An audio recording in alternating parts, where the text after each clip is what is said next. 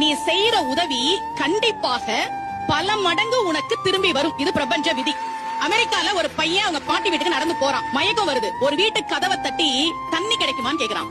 கதவை திறந்த பொண்ணு முகத்தை பார்த்தா பசியா இருக்கியே உள்ளவா அப்படின்னு ஒரு டம்ளர் பால் கொடுத்துட்டு நீ சாப்பிடு நான் சமைச்சிடுறேன்னு சொல்றான். இல்ல இந்த பால் போதும் நான் கிளம்புறேன்னு சொல்லிட்டு அந்த பையன் கிளம்பிட்டான்.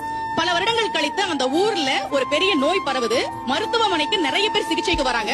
ஒரு பெண் வர்றாங்க, நோய் முற்றி போய் வராங்க. மருத்துவர் பார்த்துட்டு நான் குணப்படுத்துறேன் இல்லன்னு சொல்லி சிகிச்சை கொடுத்து குணப்படுத்திட்டார்.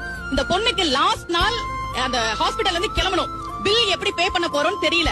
கண்ணீர் வழிய எவ்வளவு பில் வரப்போதோ அப்படின்னு அவங்க காத்துட்டு இருக்காங்க. பில் வருது.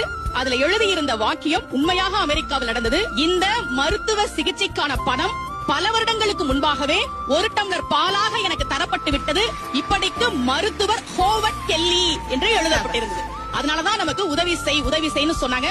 பக்தியில அன்னதானத்தையும் தானம் செய்வதையும் ஒரு அங்கமாகவே வைத்ததற்கு காரணம் நீ எதை கொடுக்கிறாயோ அது பல மடங்கு உனக்கு நிச்சயமாக திரும்பி வரும் என்பதால் தான்.